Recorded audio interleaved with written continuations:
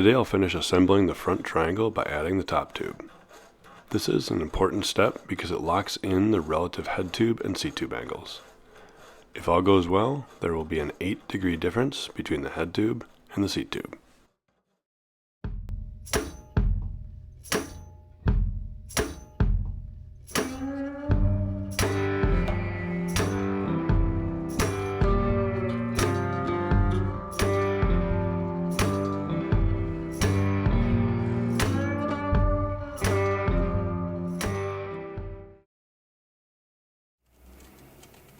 The first step in attaching the top tube is mitering it to fit between the head tube and the seat tube.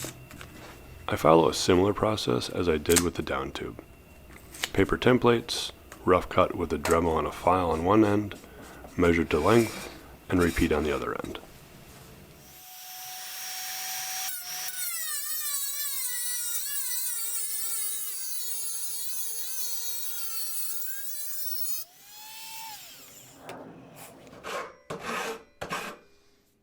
I didn't really think about how close I was cutting it with a 680mm tube, and I almost cut too much off with the first miter. BikeHead shows me that the miter to miter length along the bottom of the top tube is 647mm. But that is the distance between the insides of the miters. The distance from tip to tip is a bit longer, and I kinda got lucky here. The smart thing would have been to do a quick check of the overall length before cutting the first miter.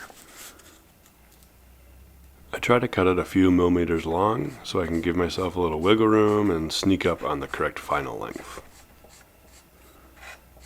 There are two important things here. One is keeping the two top tube miters in phase with each other so it fits nicely between the head tube and the seat tube. The other is mitering the top tube to the correct length. Too short or too long, and the relationship between the head tube angle and the seat tube angle will be off. Have I mentioned how much I like BikeHead Pro? For today's work, it does all the math for me and spits out all the measurements I need for the top tube.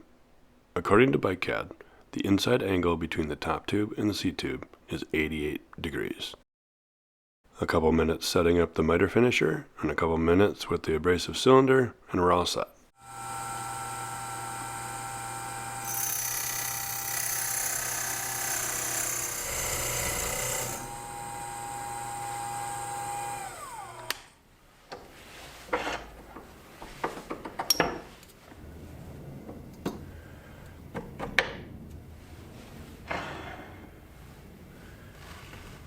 The outside angle between the head tube and the top tube is 80 degrees, but it worked better to use the inside angle when setting up the miter finisher.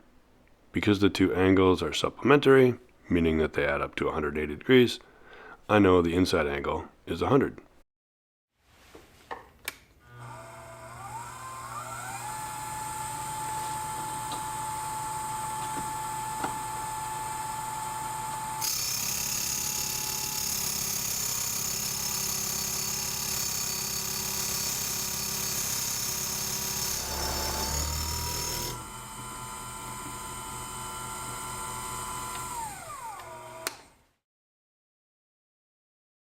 A quick test fit and a check of the angles to make sure everything looks good.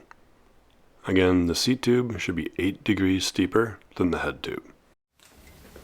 At this point, I need to drill the vent holes in the head tube and the seat tube.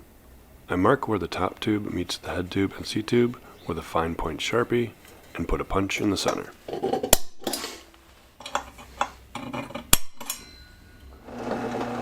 Here I am drilling the vent hole in the head tube. I start with a center drill, then a 1/4 inch, then a 3/8. I do the same for the seat tube.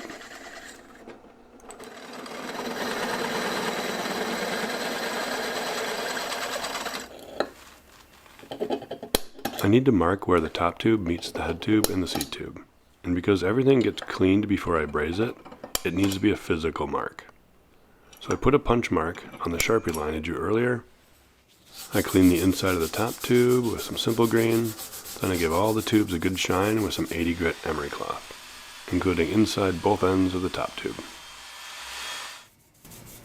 Then everything gets wiped down with some isopropyl alcohol.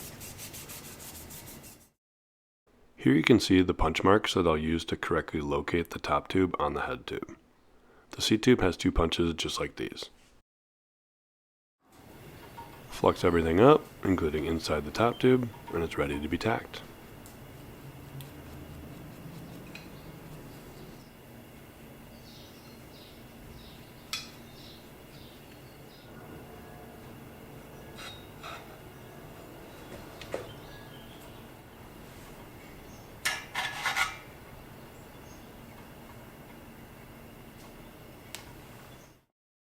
Here I wiped away some of the flux to verify the punch mark is visible just above the top tube.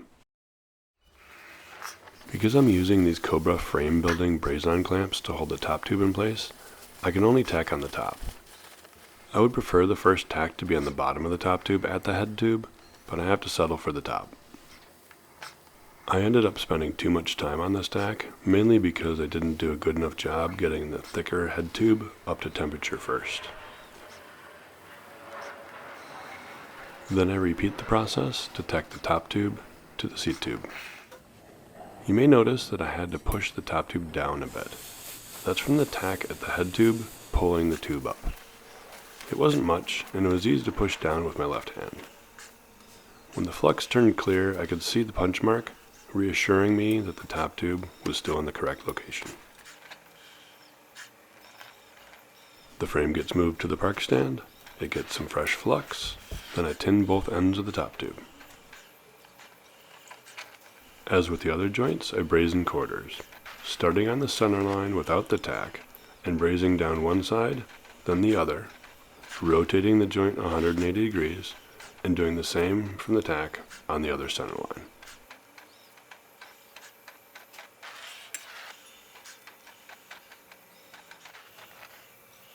Then repeat that process at the seat tube.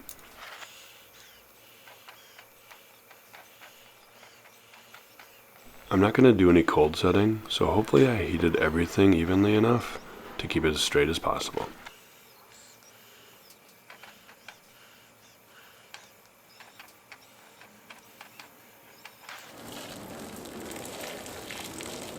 The usual 20 minutes in some steaming hot water to dissolve the flux on both joints.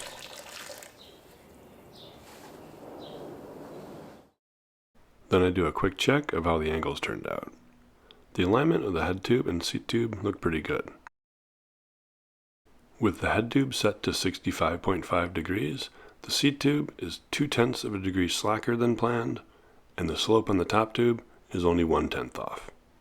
Not too bad. And there it is, the front triangle is all one piece. In the next video, I'll braze the chainstay yoke together and miter it to fit the bottom bracket shell. If you haven't watched the other videos in the series, go check them out. If you want to see how the rest of the build goes, hit the like and subscribe buttons so you'll see the next video when it comes out. Thanks for watching, take care, see you next time.